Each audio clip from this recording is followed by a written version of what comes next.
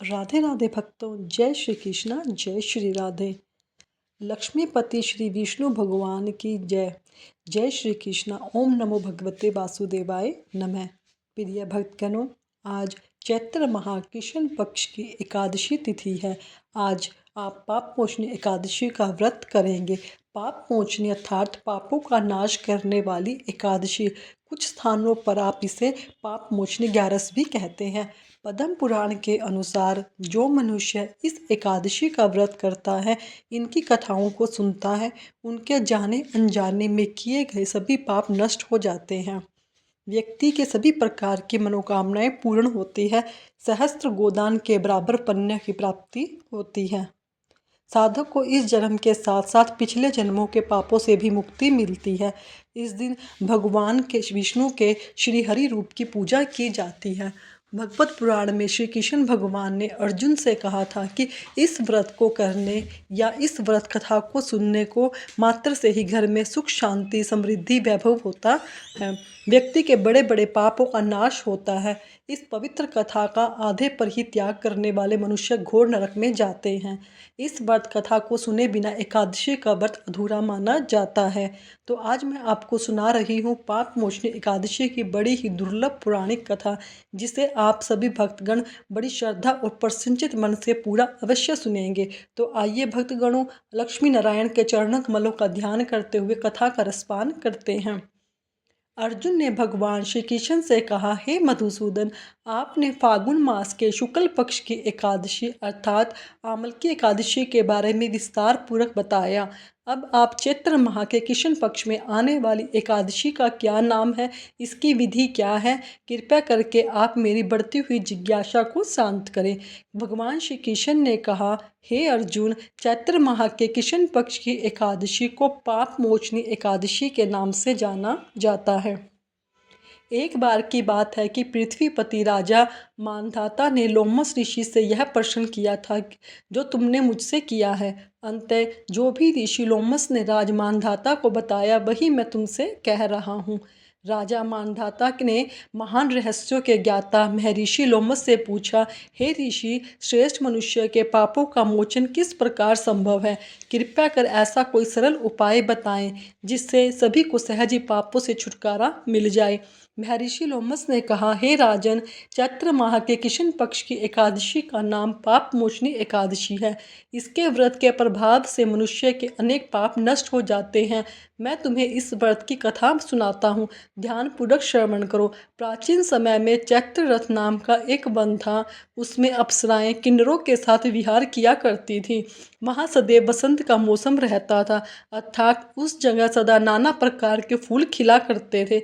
सभी गंधर्व कन्याएं विहार करती थी। कभी इंद्र अन्य देवताओं के साथ क्रीड़ा किया करते थे। उसी समय उसी वन में मेधावी नाम के एक ऋषि भी तपस्या में लीन रहते थे। वे शिव भक्त थे। एक दिन मंजू घोषा नाम की एक अप्सरा ने उनको मोहित कर उनकी निकटता का लाभ उठाने की चेष्टा की। इसलिए वह कुछ दूरी पर बैठकर बेड़ा बजाकर मधुर स्वर में गाने लगी। उसी समय शिव भक्त महर्षि मेधावी को कामदेव भी जीतने का प्रयास करने लगे। कामदेव ने उस सुंदर अप्सरा को धनुष बाण कटाक्ष को उनकी प्रत बन गई। उनके नेत्रों से मंजू घोषा अप्सरा का सेनापति बनाया। इस तरह कामदेव अपने शत्रु को जीतने को तैयार हुआ। उस समय महर्षि मेधावी भी युवा अवस्था में थे, काफी हष्टपुष्ट थे। उन्होंने यज्ञ पवित्र अतः दंड धारण कर रखा था, दूसरे कामदेव के समान प्रतीत हो रहे थे। उस मुनि को देखकर कामदेव के मन में हुई मंजू घोषा ने धीरे धीरे मधुर वाणी में बीणा का गायन शुरू किया। तो महर्षि मेधावी भी मंजू घोषा के मधुर गाने पर उनके सौंदर्य पर मोहित हो गए। अप्सरा मेधावी ऋषि को कामदेव से पीड़ित जानकर उनसे आलिंगन करने लगी। महर्षि मेधावी उनके सौंदर्य पर मोहित होकर शिव रहस्य को भूल गए। वो काम के वशीभूत होकर उसके साथ रमण करने लगे। कामदेव के वशीभूत होने के कारण मुनि को उस दिन रात का कुछ ज्ञात न रहा। काफी समय तक वे रमण करते रहे। तदुपरांत मंजू घोषा उस मुनि से बोली, ऋषिवर, अब मुझे बहुत समय हो गया है, अंततः स्वर्ग जाने की आज्ञा दीजिए। अप्सरा की बात सुनकर महर्षि ने कहा कि हे मोहिनी, संध्या को तो आई हो, प्रातःकाल होने पर चली जाना। ऋषि के ऐसे वचनों को सुनकर अप्सरा उसके साथ रमण करने लगी। इसी प्रकार दोनों के साथ साथ बहुत समय बीत गया। मंजू घोषा ने एक दिन फिर से ऋषि से कहा कि विप्र, आप मुझे स्वर्ग जाने की आज्ञा दीजिए। मुनि ने इस बार वही कहा कि रूपवती, अभी ज़्यादा समय व्यतीत नहीं हुआ है, कुछ समय और ठहरो। मुनि की बात सुनकर अप्सरा ने कहा, ऋषिवर, आपकी रात तो बहुत लंबी है, आप स्वयं ही सोचिए कि मुझे आपके पास आए कितना समय हो गया है, अब और ज़्यादा समय तक ठहरना उचित नहीं है। अप्सरा की बात सुनकर ऋषु को समय का बोध हुआ। वह गंभीरतापूर्वक विचार करने लगा। अब उसे समय का ज्ञान हुआ। उन्हें रमण करते हुए 57 वर्ष व्यतीत हो चुके हैं, तो उस अप्सरा को काल का रूप समझने लगे। इतना ज़्यादा समय भोग विलास में व्यर्थ चला जाने पर उन्हें बड़ा क्रोध आया। अब वे भयंकर क्रोध में जलते हुए उस तपनाशक करने लगे। अप्सरा की तरफ भ्रुकुटी तान कर देखने लगे। क्रोध से उनके उधर कांपने लगे, इंद्रियां बेकाबू होने लगी। क्रोध से थरथर सरों में मुनि ने उस अप्सरा से कहा, मेरे तप को नष्ट करने वाली दुष्टा, तू महापापनी है और बहुत ही दुराचारणी है, तुझ पर धिक्कार है। अब तू मेरे श्राप से विमाचनी पिशाचनी बन जा। मुनि के क्रोध युक्त शाप से वह अप्सरा पिशाचनी बन गई।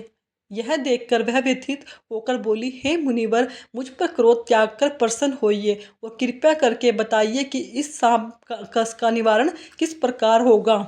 विद्वानों ने कहा, साधुओं की संगत अच्छा फल देने वाली होती है। आपके साथ तो मेरे बहुत समय व्यतीत हुए हैं, अतः आप मुझ पर प्रसन्न होइए, अन्यथा लोग कहेंगे कि एक पुण्य आत्मा के साथ रहने पर मंजू घोषा को पिशाचनी बनना पड़ा। मंजू घोषा की बात सुनकर मुनि को अपने क्रोध पर अत्यंत ग्लानि हुई, साथ ही अपनी अपकीर्ति पर भय भी हुआ। अतः पिशाचनी बनी मंजू घोषा से मुनि ने कहा, तूने मेरा बहुत बुरा किया है, किंतु फिर भी मैं तुझे श्राप से मुक्ति का उपाय बताता हूँ। चैत्र माह के कृष्ण पक्ष की जो एकादशी है, उस नाम का नाम पाप मोचनी एकादशी है। उस एकादशी का उपवास करने से तेरी पिशाचनी देह से मुक्ति हो जाएगी। ऐसा कहकर मुनि ने उसको व्रत का सब विधान समझा दिया। फिर अपने पापों का प्रायश्चित करने के लिए वे अपने पिता चमन ऋषि के पास गए। चमन ऋषि ने अपने पुत्र मेधावी को देखकर कहा, हे पुत्र, ऐसा क्या हुआ कि तूने कि तेरे सभी तप नष्ट हो गए हैं, जिससे तुम्हारा समस्त तेज मलिन हो गया है। मेधावी मुनि ने लज्जा से अपना सिर झुकाकर कहा, पिता श्री, मैंने एक अप्सरा से रमण किया, बहुत बड़ा पाप किया, इसी कारण संभवतः मेरा सारा तेज तप नष्ट हो गया है। कृपया करके आप मुझे इस पाप से छूटने का उपाय बताइए। ऋषि ने कहा कि हे पुत्र, तुम चैत्र माह के कृष्ण पक्ष की पाप मोचनी एकादशी का विधि पूर्वक भक्ति भाव के साथ व्रत करो, इसके तुम्हारे सभी पाप नष्ट हो जाएंगे। अपने पिता चमन ऋषि के वचनों को सुनकर मेधावी मुनि ने पाप मोचनी एकादशी का विधि पूर्वक व्रत किया। उसके प्रभाव से उनके सभी पाप नष्ट हो गए। मंजू घोष अप्सरा भी पाप मोचनी एकादशी का उपवास करने से पिशाचनी देह से छूटकर पुनः अपना सुंदर रूप धारण करके स्वर्गलोक को चली गई। लोमश मुनि ने कहा कि हे राजन, इस पाप मोचनी एकादशी के प्रभाव से समस्त पाप नष्ट हो जाते हैं। इस एकादशी के कथा के श्रवण व पठन से हजारों गोदान करने का फल प्राप्त होता है। इस उपवास के करने से ब्रह्म हत्या करने वाले, स्वर्ण चुराने वाले, मद्यपान करने वाले, गमन करने वाले आदि सभी भयंकर पाप नष्ट हो जाते हैं और अंत में स्वर्गलोक की प्राप्ति होती है। राजन,